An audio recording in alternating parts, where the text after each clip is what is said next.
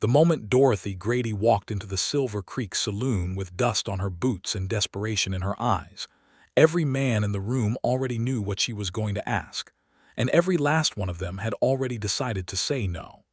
It was the summer of 1878, and the town of Calder's Bluff sat tucked into the eastern edge of Colorado Territory like a splinter lodged deep beneath the skin of the land. The mountains rose in the west like sleeping giants draped in pine, and the plains stretched east toward Kansas in a golden, windswept enormity that made a person feel at once free and terribly small. Calder's Bluff was not a large town, but it was a proud one, proud of its bank, proud of its church, proud of its new telegraph office, and proudest of all of the invisible but ironclad social order that governed who mattered and who did not. Dorothy Grady had once mattered in Calder's Bluff. Her father, Henry Grady, had been a respected horse rancher. Not wealthy by any stretch, but steady and honest, the kind of man who paid his debts on time and tipped his hat to women on the boardwalk. He had built the Grady Ranch with his own hands on 300 acres of good grass and clean creek water, and when he died of a chest fever the previous November, he left it all to Dorothy, his only child, 24 years old, unmarried, and suddenly alone. The trouble began almost immediately after the funeral. A man named Harlan Cross, who ran the largest cattle operation in the county and owned a controlling stake in the Calder's Bluff Savings and Loan, had approached Dorothy within 2 weeks of her father's burial. He was polite about it, even charming in his narrow, reptilian way. He wanted to buy the Grady Ranch. The offer he made was generous on its surface, generous enough to live on comfortably for a few years, but Dorothy knew the land was worth at least twice what Cross offered, and she had no intention of selling. Her father had built that ranch from nothing. She was not about to hand it over to a man who already owned half the county just because she was a woman alone. Cross had smiled when she refused, the kind of smile that meant the conversation was not really over. Over the following months, things began to go wrong at the ranch in small but escalating ways. 2 of her ranch hands quit without explanation within a single week. The third, old Pete Harmon, a man who had worked for her father for 11 years, stayed on loyally, but he was 61 years old, and the work was too much for one aging man and one determined young woman to carry between them alone. A fence line along her eastern pasture was cut, and 30 of her horses wandered off before Dorothy discovered the damage. She found all but 4 of them, but 4 horses represented real money she could not afford to lose. Then in the spring, someone began spreading a rumor in town that Henry Grady had borrowed heavily from the savings and loan before his death, and that the ranch was collateral on the debt. Dorothy went straight to the bank with her father's ledger books and proved beyond any doubt that Henry Grady had died with no debt at all, but the rumor had already taken root in the minds of people who wanted to believe it. And when the worst came, it came in the form of a letter delivered by the county land office. The letter stated that a survey error had been discovered and that 60 acres of the Grady Ranch's western pasture, the portion that held the most reliable water source, a deep spring that fed the creek running through her land, was being reclaimed as public grazing territory pending a formal hearing. Dorothy knew immediately that this was Cross's doing. The survey had never been disputed in 40 years of her family's ownership, and now suddenly there was an error. She needed help. She needed a lawyer, or at minimum a man willing to ride with her to the county seat in Porterville and testify at the land hearing as a credible witness to the ranch's history and boundaries. She needed someone to stand beside her when she faced Cross and the land office officials, because she knew that as a single woman she would be talked over, dismissed, and maneuvered out of what was rightfully hers. So she had asked. She had asked every man she could think of. She started with Reverend Cyrus Holt because he had known her father and seemed a decent man. He expressed genuine sympathy and said he would pray for her, but he could not get involved in a legal matter, and he certainly could not afford to make an enemy of Harlan Cross, who donated generously to the church every month. She asked Gerald Webb, the town's only attorney, who listened carefully and told her the case was too complicated and the timeline too short before the hearing in 3 weeks' time. She later heard from old Pete that Webb had been seen having dinner with Harlan Cross at the hotel that same evening. She asked Thomas Arden, who owned the feed store and had been her father's friend for 20 years. Thomas shook his head sorrowfully and said he had a family to think about, that he couldn't afford to get crosswise with Cross, that he was sorry, truly sorry. She asked the sheriff, a barrel-shaped man named Carl Briggs, who told her there was nothing illegal about a land survey and she should take it up with the proper authorities, which was precisely what she was trying to do. She asked 4 other men, a ranch owner named Delaney, the telegraph operator named Sims, a retired marshal named Crawford who she thought might have the courage left, and young Jacob Flynn who had courted her briefly the year before. Delaney told her flatly he didn't want the trouble. Sims wouldn't meet her eyes. Crawford said his joints were too bad for a 3-day ride. Jacob Flynn looked at his boots and said he was sorry. Every single one of them said no. It was after Jacob Flynn turned away from her on the boardwalk, outside the general store, that Dorothy felt the first true wave of something beyond anger and beyond despair, something cold and clarifying. The kind of feeling that settles in when a person realizes that the world is not what she believed it to be. She had grown up trusting these men.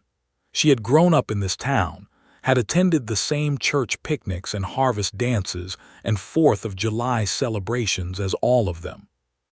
She had thought in some unexamined, foundational way that community meant something, that when a person who had done nothing wrong was in real need, the people around them would respond. She stood on the boardwalk for a long moment, the July heat pressing down on her shoulders, the dust of the main street rising in slow golden curtains whenever a wagon passed. She pressed her lips together and lifted her chin. If the men of Calder's Bluff would not help her, then she would do what her father had taught her to do. When one road was blocked, she would find another road.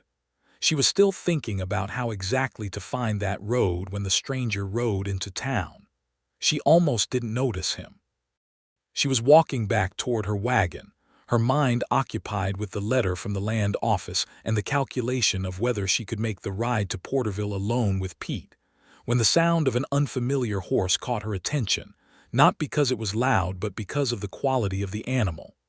A deep chestnut mare, powerfully built across the hindquarters, with good clean legs and a calm, intelligent eye. A working horse, not a showy one. Dorothy, who had grown up around horses and knew them the way some people know music, recognized a well-bred, well-trained animal immediately. The man on the mare was perhaps 28 or 30 years old, lean and tall even in the saddle, with dark hair pushed back beneath a battered brown hat and a jaw that needed a shave by about 2 days. He wore a plain linen shirt, trail-worn but clean, and leather riding gloves that had seen hard use. There was a bedroll behind his saddle and a rifle in the scabbard, not unusual in 1878 Colorado, and saddlebags that looked well-packed and purposeful. He didn't swagger. He didn't look around the town with the assessing gaze of a man calculating its worth or its danger. He simply rode in at an easy walk, his horse moving soundlessly on the packed earth of the main street, and he pulled up outside the water trough near the livery stable. Dorothy watched him dismount with the automatic, unthinking ease of a man who had spent most of his life on horseback. He let his mare drink, removed his hat, and poured a ladle of water over his own head from the bucket hanging nearby. Then he looked up, and his eyes, a clear, steady gray, the color of creek water in winter, met hers across the width of the street. He did not look away immediately the way most men did when they caught a woman staring. He held her gaze for a brief, measuring moment, and then he gave a small, polite nod, the kind a man gives when he recognizes that he has been observed and sees no reason to pretend otherwise. Then he turned back to his horse. Dorothy pulled her attention away and kept walking, but something about the stranger stayed with her like a detail that doesn't quite fit into an otherwise complete picture. She learned his name an hour later at the general store, where Mrs. Calloway, the shopkeeper's wife, had already gathered the morning's essential information. The stranger was one Nathan Whitfield, passing through from New Mexico territory. He'd worked horses and cattle most of his life, done some ranch management work down in the Pecos country, and had apparently told the livery owner that he was heading north toward Wyoming, where a friend had offered him work. He'd bought supplies at the general store: flour, coffee, dried beef, ammunition, and had asked Calloway about the condition of the trail north through the mountains. A man passing through, not from Calder's Bluff. Not connected to Harlan Cross, not connected to any of the social machinery of this town. A stranger. Dorothy stood in the doorway of the general store for a moment after Mrs. Calloway finished talking, and the thought that formed in her mind was quiet but absolutely certain. She was going to ask this man for help. She wasn't sure why she believed the answer might be different. Maybe it was the way he'd held her gaze without flinching or smirking. Maybe it was some instinct older than logic, the kind of knowing that lives in the chest rather than the head. Maybe she was simply that desperate and grasping at anything. But she paid for her flour and her thread, loaded her purchases into her wagon, and went looking for Nathan Whitfield. She found him in front of the livery, running his hands carefully along his mare's left foreleg, checking for heat or tenderness. He didn't look up right away when she approached, which told her he was a man who finished what he started before attending to something new. "Mr. Whitfield," she said, because she had decided on the walk over that she would be direct. She was done with roundabout. She had no time left for it. He straightened and turned to face her. Up close, the lines of his face were more defined, not handsome in any polished or expected way, but strong, the kind of face that had been shaped by weather and work and the habit of honest attention. There was a quietness in his expression that she found simultaneously reassuring and difficult to read. "Ma'am," he said simply. His voice was unhurried, a low, even tenor with a faint trace of the Southwest in it. "My name is Dorothy Grady. I own a horse ranch about 6 miles north of town. I've been told you're heading north through the territory. I want to ask you something, and I'd like you to hear all of it before you answer." Something shifted in his eyes, not wariness exactly, but attention, the kind that sharpens when a person says something unexpected. "All right," he said. She told him everything. She was concise about it, not because she was unemotional, but because she understood that a stranger did not owe her his patience for a drawn-out story. She told him about her father, about the ranch, about Harlan Cross and the land hearing in Porterville in 19 days. She told him what she needed: someone willing to ride with her, wait through the legal proceedings, and speak as a witness if asked. She told him that the men of Calder's Bluff had refused her, every one. When she finished, there was a silence. Nathan Whitfield looked at her with that steady, unreadable attention for a moment longer than was comfortable, and then he looked out at the mountains to the west. "The hearing is in Porterville," he said. "Yes. That's northeast, not north." She held her ground. "That's true." Another pause. He looked back at her, and something in his expression had shifted in a way she couldn't precisely name, a slight softening, or perhaps a decision being made in real time. "You said your father's boundaries were never disputed in 40 years. 41. He homesteaded that land in 1837 with my mother. She died when I was 3. He worked it alone after that. There was never any question about those lines." Nathan Whitfield turned back to his horse, laid a hand gently on the mare's neck, and was quiet for a long moment. Dorothy resisted the urge to say anything more. She had said what needed saying. "The hearing in 19 days, is that enough time to gather documentation?" Asked, still looking at his horse. "I have my father's original land pat. I have survey maps from 1852 when the county was formalized. I have 40 years of tax records proving consistent payment on the full acreage. I have everything I need for paper. What I don't have is a witness who can speak to the ranch's history and someone to ride beside me who can't be bought or pressured by Harlan Cross." He turned then and looked at her fully. "Cross is well connected in the county. He has money and he uses it. Any man in this town who stands against him risks something, but you're not from this town." The corner of his mouth moved, not quite a smile but the shadow of recognition, as though she had said something that confirmed a thought he'd already had. "No," he said, "I'm not." "So your answer?" she asked. Nathan Whitfield pulled his gloves from his hands and folded them over his belt, and he looked at her with those clear gray eyes that held nothing she could identify as calculation or reluctance or resentment. They held something simpler and more direct than any of those things. "Yes," he said. The word hit Dorothy somewhere behind her sternum, with a force entirely disproportionate to its size.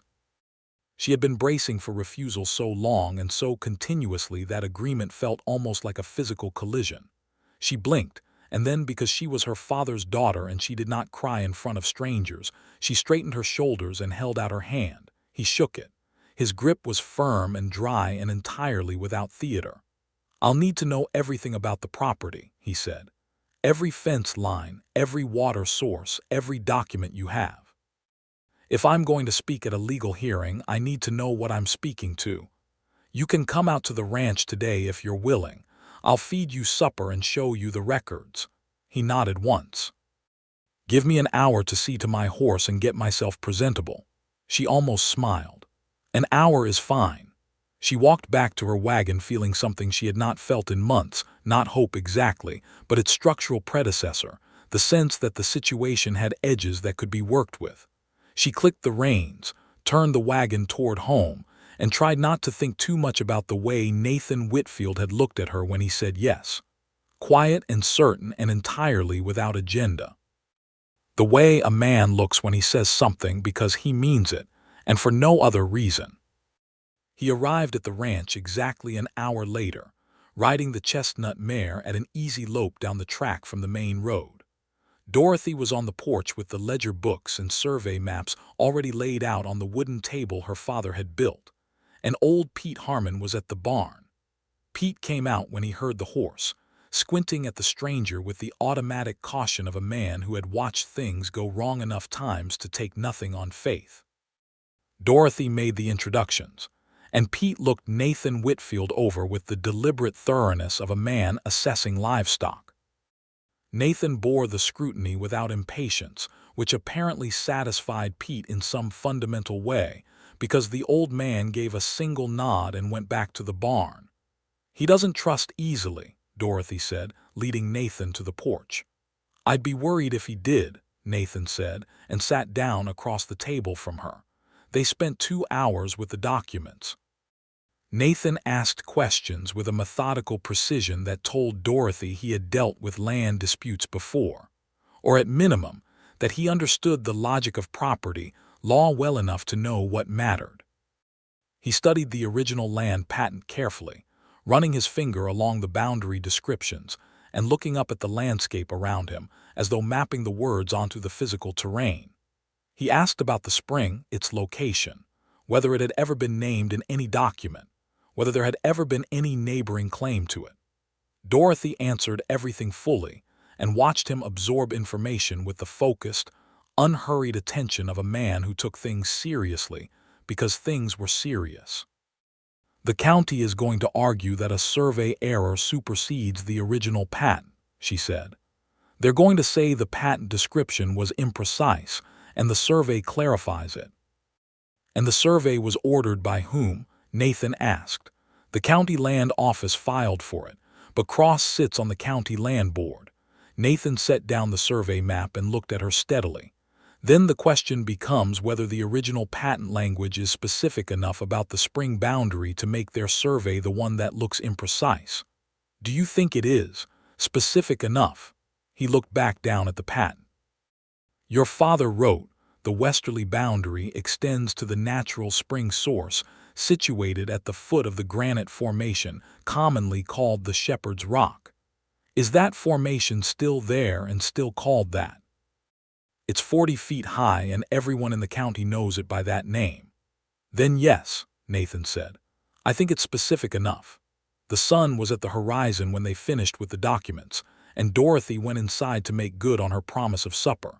She was not an extravagant cook, but she was a competent one, and she put together a meal of salt pork and beans and corn bread and a pot of strong coffee, which she carried out to the porch because the evening air was too fine to waste inside.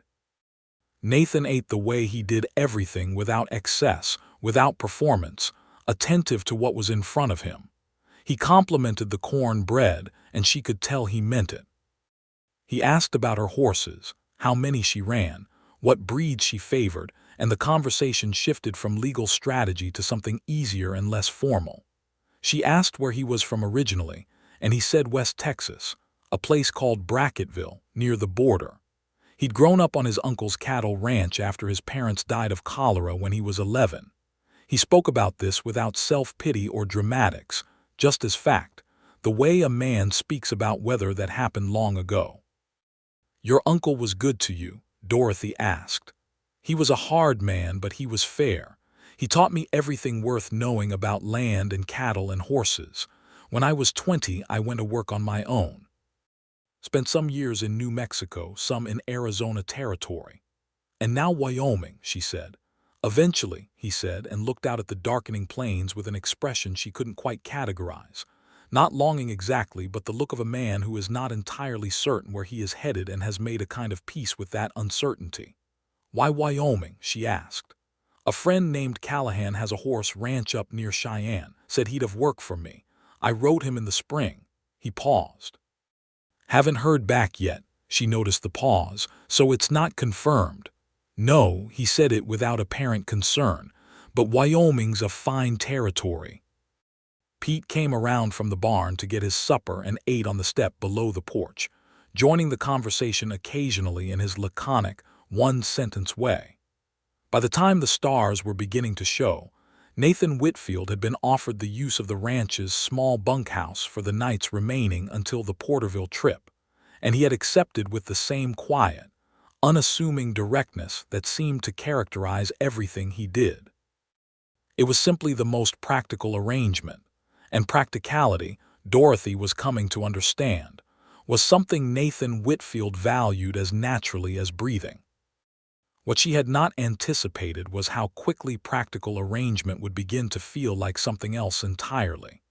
In the days that followed, Nathan proved himself useful in a way that had nothing to do with why she'd asked him to stay. He rose before dawn, as Pete did, and by the time Dorothy came out of the house in the early light, the two men had already worked through the morning's most pressing chores. He repaired the cut fence line along the eastern pasture, doing it properly with new cedar posts and good wire, not patching it the way someone in a hurry might. He helped Pete move the remuda to the northern pasture, where the grass was better after the summer rains. He noticed that the roof of the small storage barn had a section of shingles lifting and fixed it before it became a problem. He never offered these efforts as demonstrations or gestures. He simply saw what needed doing and did it, the way a person moves through a space that is already their concern. Dorothy watched this from a distance at first, careful and a little wary of her own warmth toward it. She had not asked this man to do any of these things. She had not hired him, and she would not have the money to pay him properly if she had.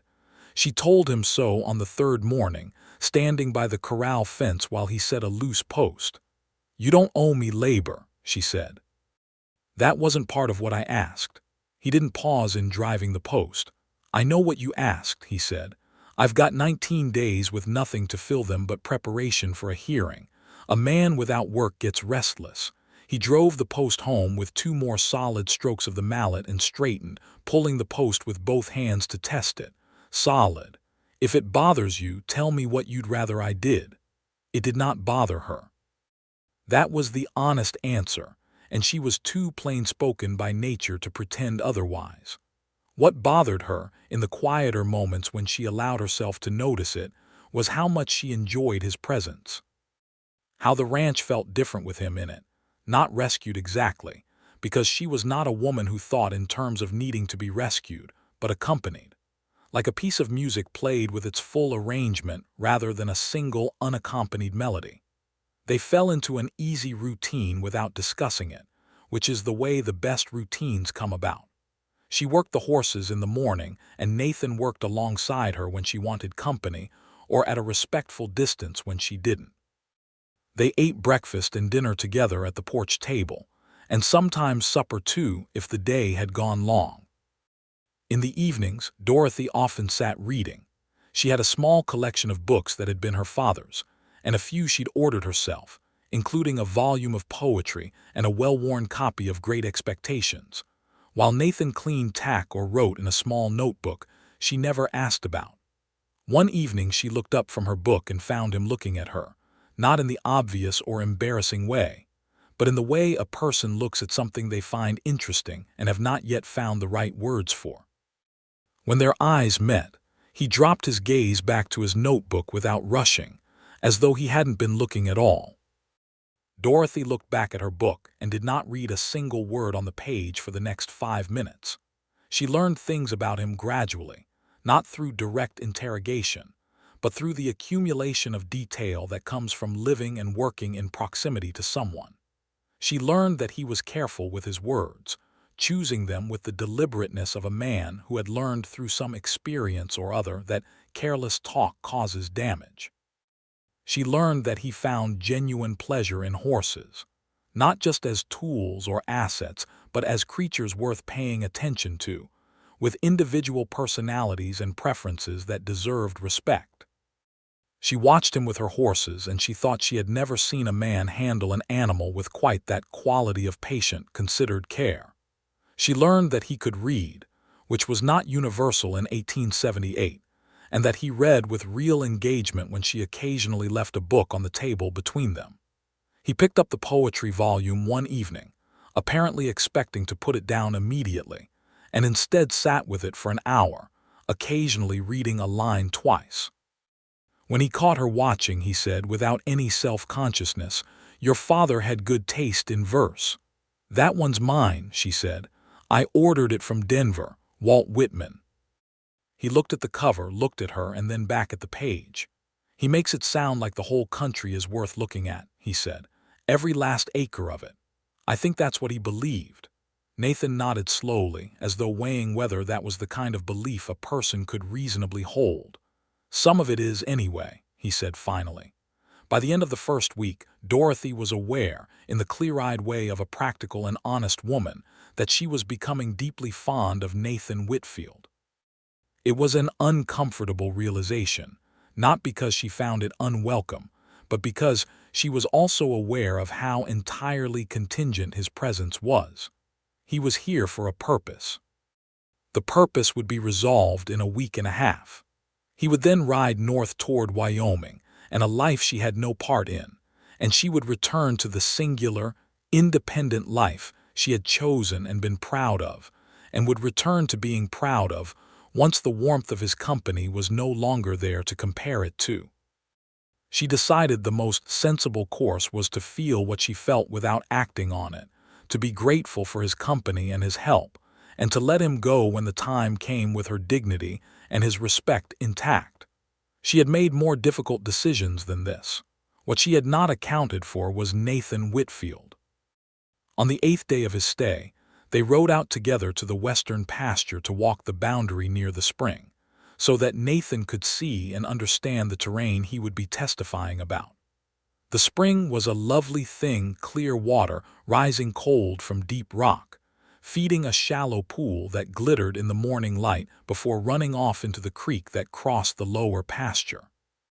The granite formation called the Shepherd's Rock rose above it on the western edge, gray and smooth and utterly unmistakable. A massive, curved column of stone that looked, if you used your imagination, like a man leaning forward with a crook. Dorothy's father had called it that when she was small, and she had loved the image. They stood at the edge of the pool, their horses ground-tied behind them, and Nathan looked at the landscape with that careful, cataloging attention that she had come to recognize as his version of deep feeling. He was quiet for a long while. "This is what he's after," Nathan said at last. Anyone who controls this water controls your grazing. My father always said this spring was why the ranch was viable. The creek runs all summer, even in dry years, because of it. Nathan turned to look at her. The light was coming from the east, and it caught the angles of his face in a way that made him look both young and very certain of himself. The combination that she found, she was beginning to admit, most compelling in him. He built something real here, your father. He did, she said, and the words came out rougher than she intended because they carried everything behind them, the grief she still carried and the fear she had been carrying and the fury at the men who thought her father's life's work was theirs to take apart. Nathan looked at her for a moment and then said, very quietly, "We're going to keep it. Not I'm going to help you keep it. Not you should be able to keep it. We." The word was small, and the intention behind it was so clear and so unambiguous that Dorothy felt something in her chest give way like a fence board that's been holding back more weight than it was built to hold. She looked at him. He was looking at her with those steady gray eyes, and there was nothing ambiguous in them at all, nothing she could rationalize away or misinterpret or attribute to politeness or chivalry. It was something plainer and more substantial than any of those things. "Nathan," she said. "I know," he said.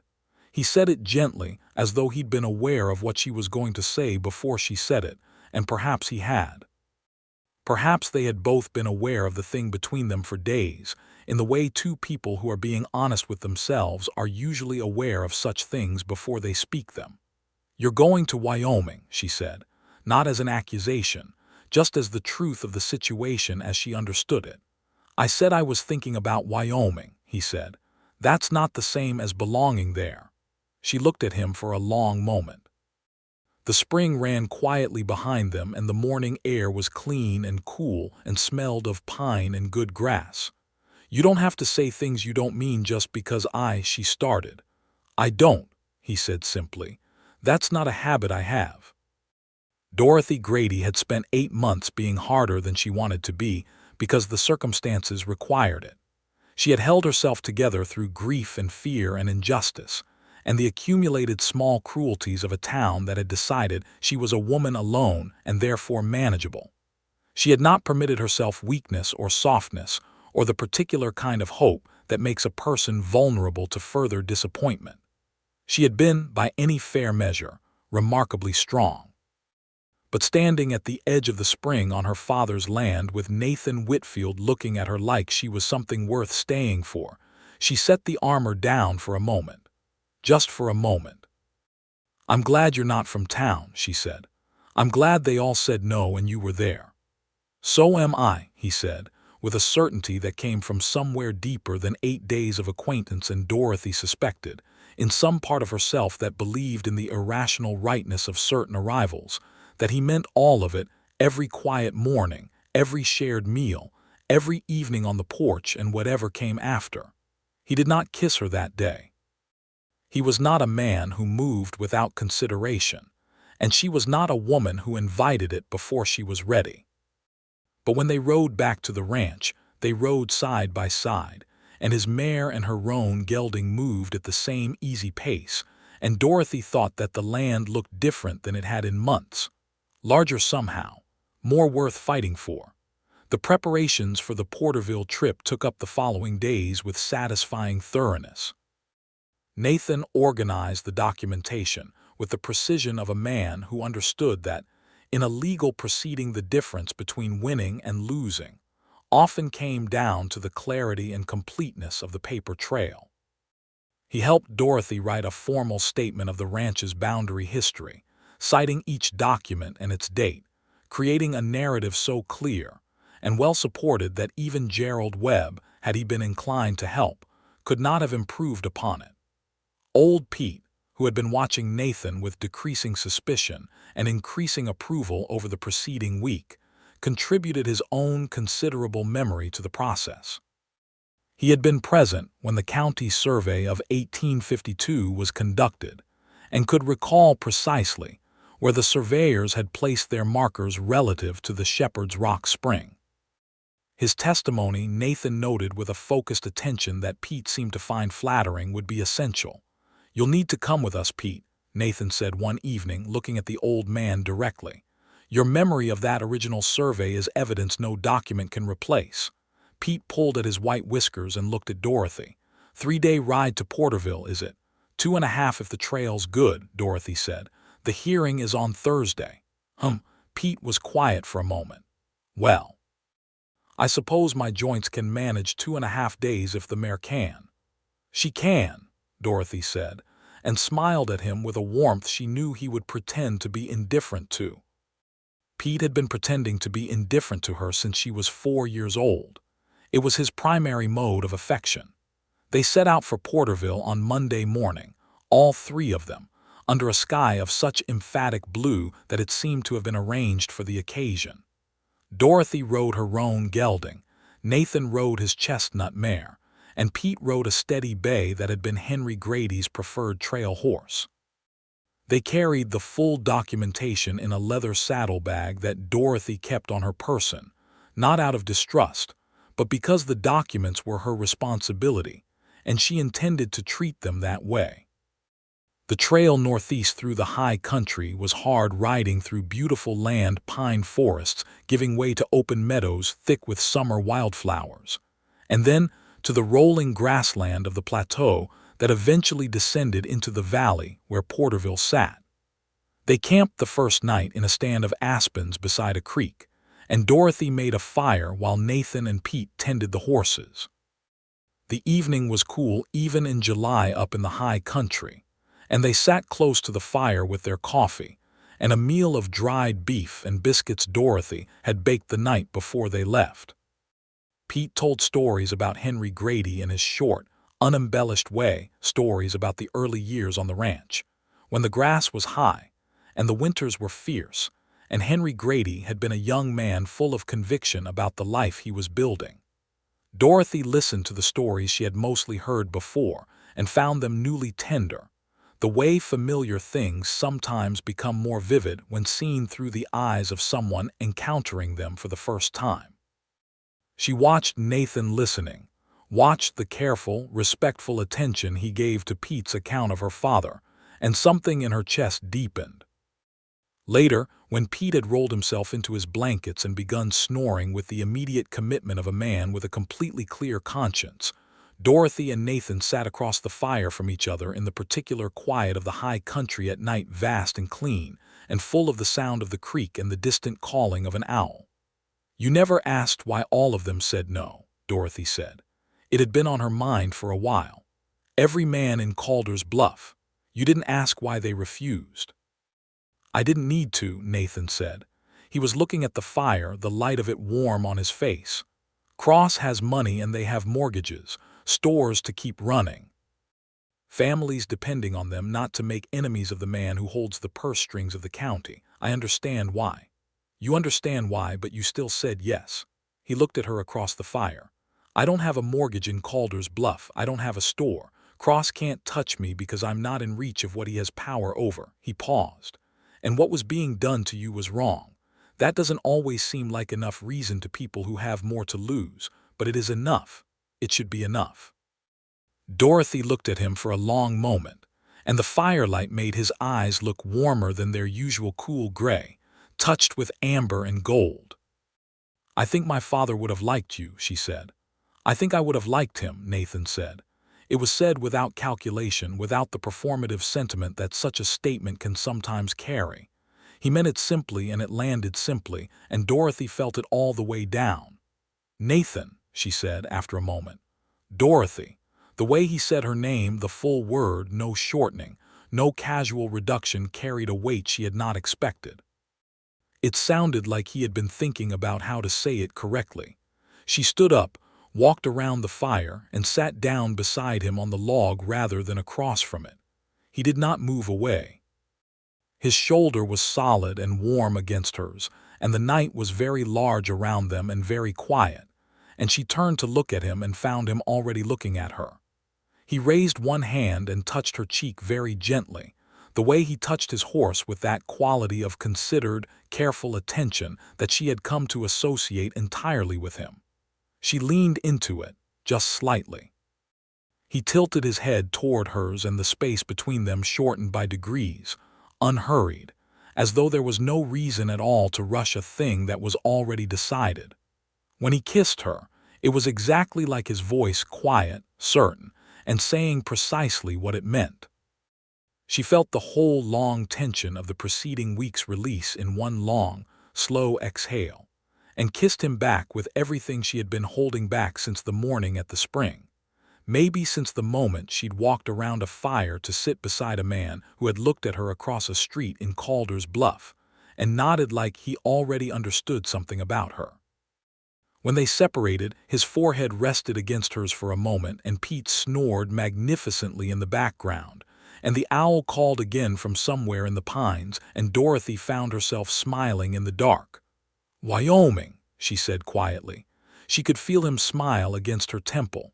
"I told you. I'm not sure Wyoming is where I belong." "You're sure of nothing regarding the future," she said. "That's what you told me." "I'm sure of some things," he said, and he held her gaze in the firelight with that particular certainty she had come to trust more than most things she had known for years. She did not argue with him. She leaned her head on his shoulder, and they sat together by the fire until it burned low and the stars wheeled overhead in their ancient, indifferent beauty. And for the first time in 8 months, Dorothy Grady felt something other than alone.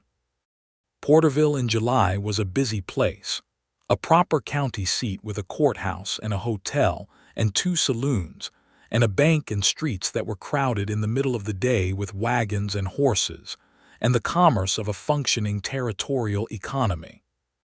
Dorothy checked them into the hotel 3 rooms, which she paid for with the careful remainder of the money she'd set aside from selling some of her stock earlier in the year. And in the morning they went to the courthouse to file their documents with the county clerk before the hearing. Harlan Cross arrived that afternoon with his attorney, a Denver man named Stratton who wore a 3-piece suit that probably cost more than Dorothy's monthly household expenses. Cross was a tall man in his late 40s, silver-haired and broad-shouldered, with the easy assurance of a man who has won so many times that the possibility of losing has ceased to feel real to him. He saw Dorothy in the corridor outside the courthouse, and his expression went through several small, rapid adjustments: surprise at her presence, calculation about what that meant. And then, when his eyes moved to Nathan Whitfield standing beside her, a flash of something else that was not quite alarm but was related to it. He clearly did not know Nathan. He looked at him the way powerful men look at variables they haven't accounted for, with a rapid, assessing intensity that is not really personal but is entirely professional. Who is this man, and what does he represent, and how does this change things? Cross nodded to Dorothy with the careful courtesy of a man who performs social grace as a strategy. "Miss Grady, I was not aware you had legal representation." "I don't," Dorothy said. "I have witnesses and documentation, and I know the law well enough to speak for myself in a land hearing." Cross's eyes moved to Nathan again. "And your companion?" "Nathan Whitfield," Nathan said, meeting Cross's gaze without aggression but with an absolute absence of deference. "I'll be testifying about the ranch's boundary history." Cross absorbed this with a politician's controlled expression, and then turned and walked back down the corridor with his Denver attorney. Dorothy watched him go and felt, for the first time since the letter from the land office arrived, completely steady. The hearing the following morning was conducted by a county judge named Alderman, a compact, careful man in his 60s, who had the look of someone who had presided over enough rural land disputes to be thoroughly unimpressed by anyone's certainty of their own righteousness. He ran the proceeding with methodical fairness, interrupting theatrics when they appeared and returning every conversation to the documents. Stratton, Cross's attorney, presented the county's survey findings with professional smoothness. The survey, he argued, had been conducted by a certified surveyor using modern methods, and clearly showed that the western boundary of the Grady Ranch did not extend to the spring. The original patent language, he claimed, was ambiguous, and modern survey technique must prevail. Dorothy presented her case herself, which she could see surprised Judge Alderman in a way he was too professional to show fully. She was organized and clear. She walked the judge through each document in chronological sequence, beginning with the original land patent from 1837 and its explicit description of the Shepherd's Rock Spring as the western boundary marker. She showed 41 years of tax records, demonstrating that the county itself had been assessing and collecting taxes on the full acreage, including the western pasture, which she argued constituted the county's own implicit acknowledgement of the boundary as established. She pointed out in a calm voice that she was quietly proud of, that the survey had been ordered by a land board on which Harlan Cross held a seat, and that Cross had made a formal offer to purchase the Grady Ranch within weeks of Henry Grady's death, an offer that had been declined. She did not call this corruption, because she did not need to. She let the timeline speak. Pete Harmon testified about the 1852 survey, remembering the location of the markers with the specificity that only genuine first-person recollection carries. He was unpolished and direct in the way old men with nothing to fear often are, and the judge listened to him with a focused attention that told Dorothy Pete was landing well. Nathan testified last. He had spent the previous evening reviewing everything one final time, and he spoke in the hearing room with the same quiet, careful certainty that characterized everything about him. He described walking the boundary himself, the physical reality of the Shepherd's Rock as an unmistakable, permanent geographical marker, and the alignment of the original patent's language with the actual terrain in a way that left no reasonable ambiguity. He had, Dorothy noticed, an authority in his voice when he spoke about land that came from a lifetime of knowing it, not legal authority, not the authority of an expert witness with credentials, but the authority of a man who understood the physical reality of what he was describing in his bones, and that kind of authority is very difficult to argue with. Judge Alderman retired to his office after both sides had presented. He was gone for less than 2 hours, which Dorothy took as either a very good or a very bad sign and could not determine which. When he returned, he ruled in favor of Dorothy Grady. The original land patent language was sufficiently specific. The historical tax record constituted consistent institutional acknowledgement of the boundary, and the timing and circumstances surrounding the survey order raised enough questions about its objectivity to prevent it from serving as a superseding document. The western boundary of the Grady Ranch remained as established in 1837. The spring was hers. Dorothy stood very still for a moment after the judge spoke. She was aware of several things simultaneously. The sound of Pete exhaling with a force that suggested he had not breathed properly for the last hour. The look on Harlan Cross's face, which was the controlled but naked expression of a man confronting an outcome he had genuinely not prepared for, and the warmth of Nathan Whitfield standing directly beside her, close enough that she could feel the certainty of him. She turned to Pete first. "Thank you," she said. Her voice was perfectly steady. "My father would be grateful." Pete waved a hand in the dismissive way that meant he was moved and intended to pretend otherwise. "Your father would have done it for himself if he was here," he said gruffly. "Come on then, I want breakfast." She turned to Nathan. He was looking at her with an expression that she was beginning to be able to read, that warm, contained quality that in another man might have found expression in louder ways, but in Nathan lived quietly in the particular softness at the corners of his eyes. He didn't say anything. He just looked at her like she had done exactly what he expected her to do, and he was thoroughly, unambiguously pleased about it. She took his hand, right there in the Porterville courthouse, with Pete walking ahead of them and Cross's attorney gathering papers sourly in the background. It was the first time she had reached for him rather than the other way around, and she felt him respond immediately, his hand closing around hers with a firmness that was not possessive but was unambiguous. "This. Yes. Here." They left the courthouse and walked into the bright Colorado morning, and Pete held the door for them with the elaborately casual air of a man pretending not to notice the hands. Dorothy laughed, a real laugh, full-throated and free, the first proper laugh she had produced in 8 months, and it surprised her so much that it made her laugh again. "Let's get breakfast," she said. "Pete's buying." "I'm absolutely not," Pete said. "Then Nathan is." "I am," Nathan said, and the easy smile on his face made him look younger and unguarded in a way she had not seen before, and she thought that it suited him, that whatever weight he'd been carrying on the road from New Mexico could perhaps put down here, in this light, on this morning. They ate a large, slow breakfast at the hotel dining room, eggs and ham and biscuits with good gravy and fresh coffee, and it was the best meal Dorothy had eaten in as long as she could remember, not because of what was on the table, but because of what was no longer weighing on her chest. The spring was hers. The ranch was whole. Her father's work was safe. After breakfast, Pete announced he intended to sit in the shade for a while and watch the street, which was his way of giving them privacy, and Dorothy and Nathan walked along the main street of Porterville in the unhurried way of people who have more to say to each other and the time to say it. "What happens next?" Nathan said. Not with anxiety, but with the genuine curiosity of a man who is interested in the answer. "I go home and get back to work," Dorothy said. "Fall is the busy season for the ranch, weaning, working the young stock.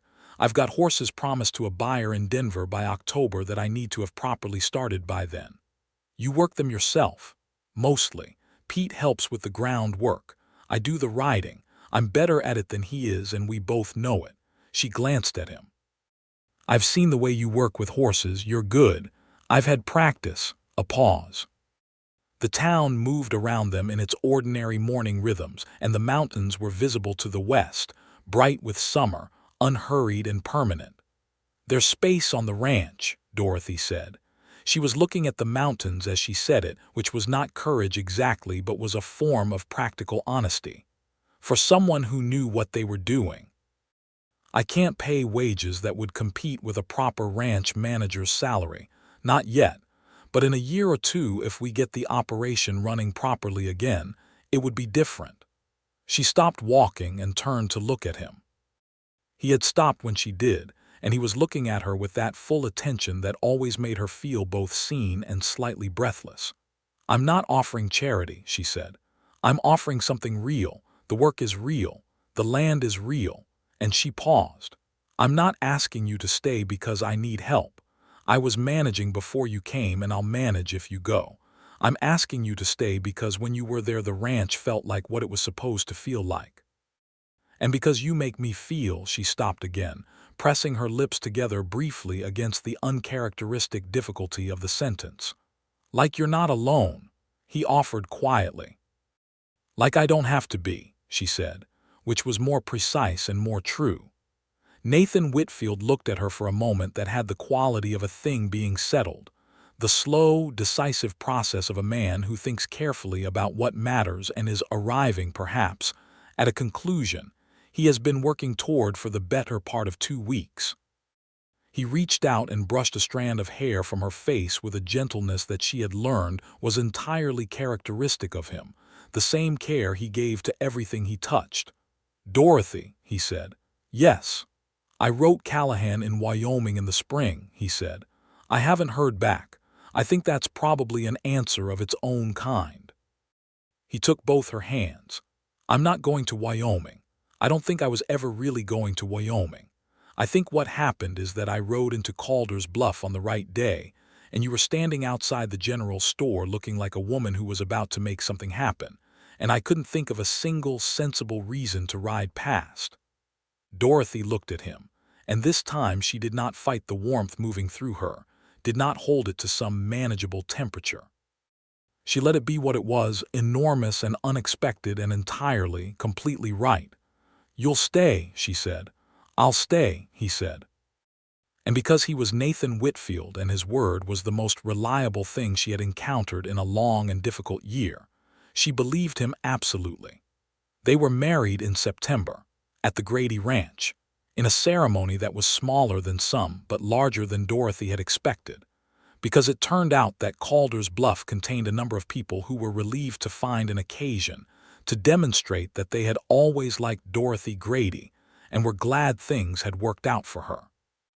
Mrs. Calloway from the general store brought 2 pies.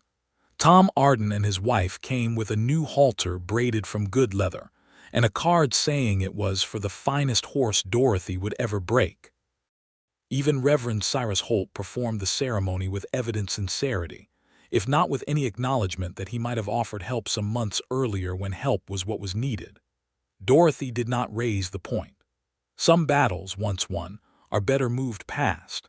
Pete Harmon served as something between a witness and a proud uncle, wearing a clean shirt that looked like it had been unearthed from a trunk and pressed with great effort, and perhaps some assistance from Mrs. Calloway.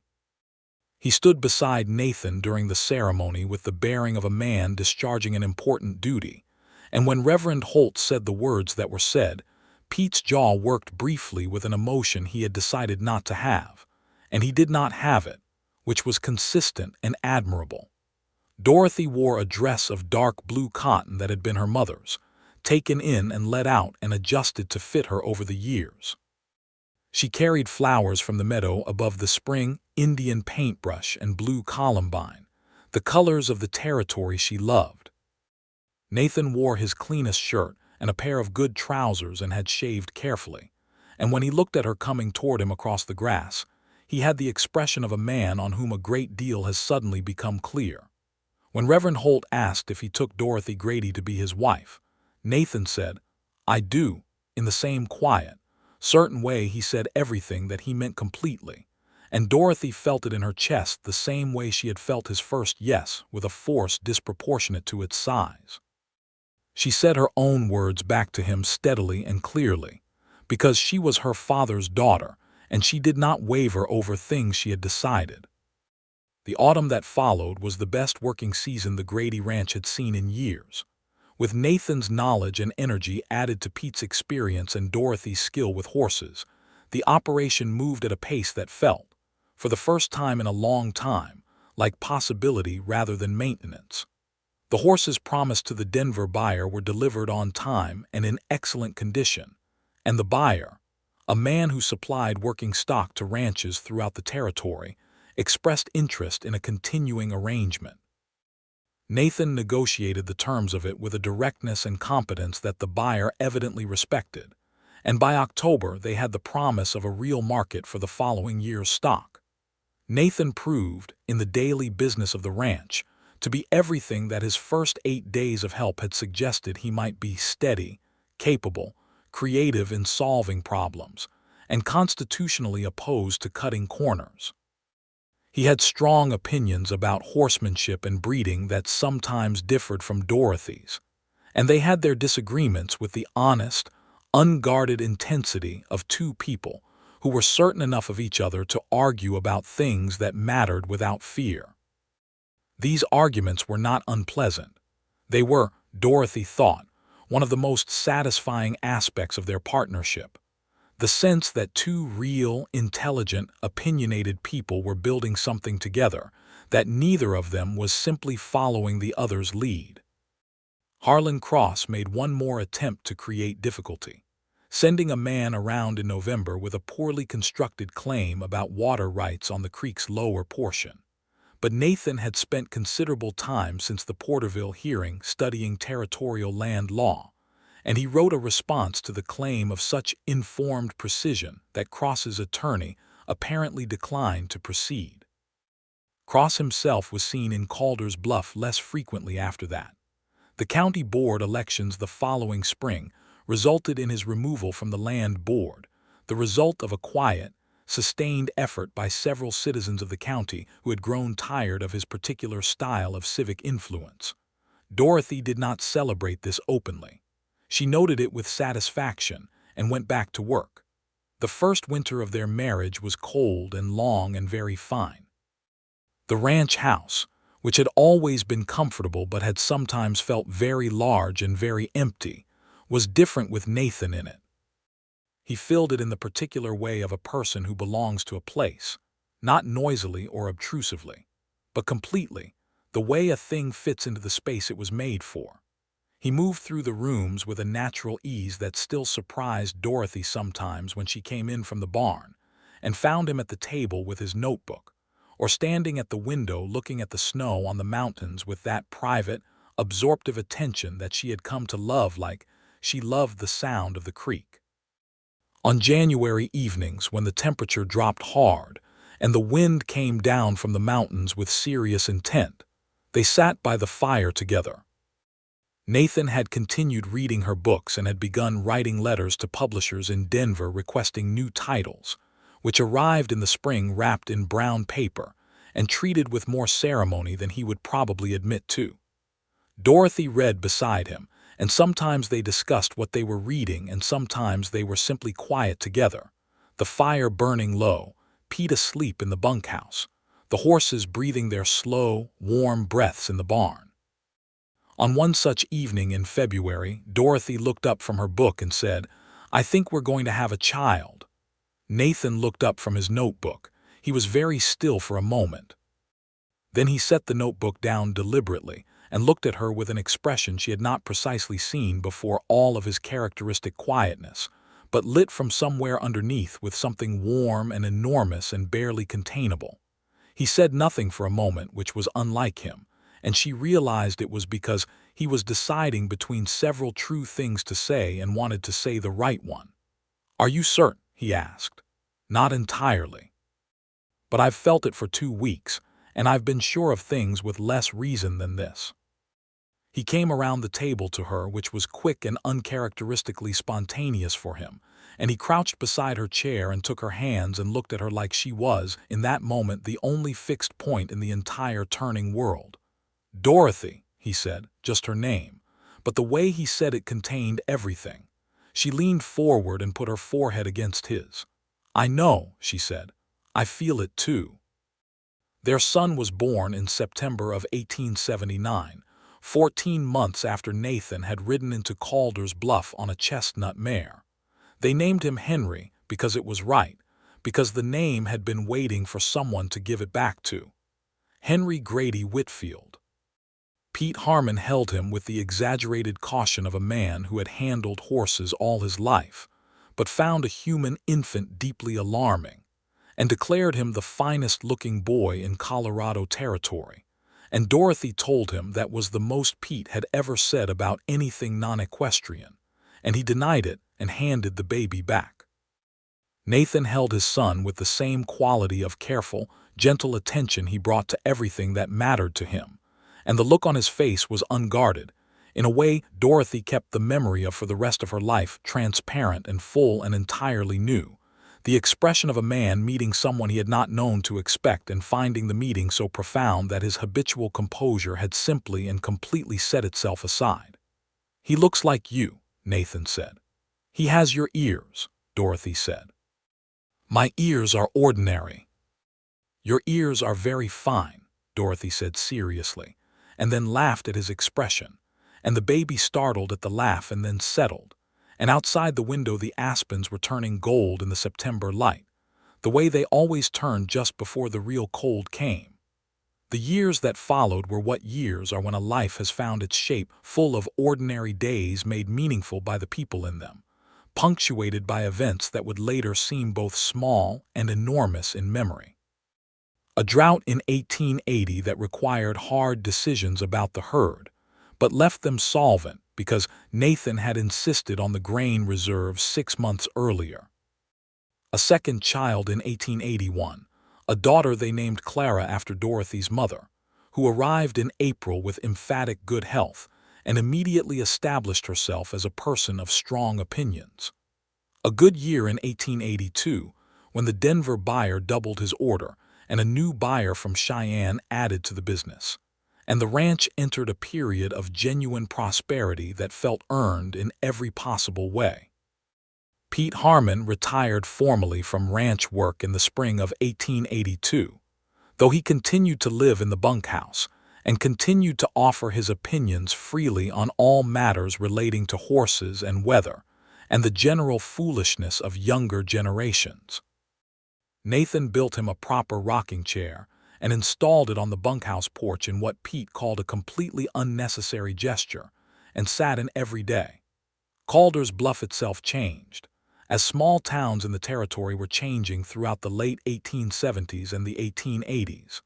The railroad extending further through the region, bringing new people and new commerce, the old social hierarchies shifting as Cross's influence waned and new civic structures emerged. The town got a proper school, which Dorothy helped establish through 3 years of steady organizing and fundraising, and a library that was small but real, established in a room above the general store, with an initial collection donated partly by Dorothy and partly by Reverend Holt in what may have been a sincere act of atonement, or may simply have been a man trying to be useful when the moment for it had finally arrived. Nathan and Dorothy were well regarded in Calder's Bluff by that time, in the earned way, not because they courted approval, but because they operated fairly and honestly, and contributed genuinely to a community that was growing towards something better than it had been. Nathan served on the county land board, which he had initially declined to do and eventually accepted, because Dorothy pointed out, with her characteristic practicality, that the people on the board were going to make decisions that affected every landowner in the county, and it mattered who those people were. He served 3 terms, during which the land review process became considerably more transparent. One evening in the late summer of 1883, when Henry was 4 years old and Clara was 2, and the house was quiet for one of those rare, golden hours that parents of young children learn to recognize and inhabit as fully as possible, Dorothy and Nathan sat on the ranch house porch in the long amber light of a Colorado evening. The mountains were purple and rose in the west. The spring creek ran in its steady voice from across the pasture. The horses moved in the lower field with their slow, unconcerned beauty. "Do you ever think about where you'd be if you kept riding?" Dorothy asked. Not with any anxiety in it, just the honest curiosity of a woman who finds the contingency of her own happiness perpetually remarkable. Nathan was quiet for a moment, his chair tilted back slightly, his gaze on the mountains. "Sometimes," he said. "Wyoming, probably. Ranch work for someone else's benefit on someone else's land." He paused. "Or something like that, some version of it. And," he lowered the chair forward and looked at her. In the evening light his face was entirely familiar and entirely dear. The lines of it settled into something that was the accumulated expression of 5 years of a life that fit him. "And nothing," he said simply. "I stopped somewhere I shouldn't have stopped, and a woman came up to me with her chin up and her father's land at stake and asked me to help, and I said yes. And this is what happened." He gestured with one hand at the land around them, the house behind them, the sound from inside of 2 small children presumably doing something they had been instructed not to do by a mother they adored and a father they were currently getting around. "I wouldn't trade a mile of the road that led here." Dorothy looked at him, and the love she felt for him in that moment was neither new nor surprising, but it had the quality that the best enduring things have, not diminished by familiarity but deepened by it, the way a creek bed cuts deeper with every year of water.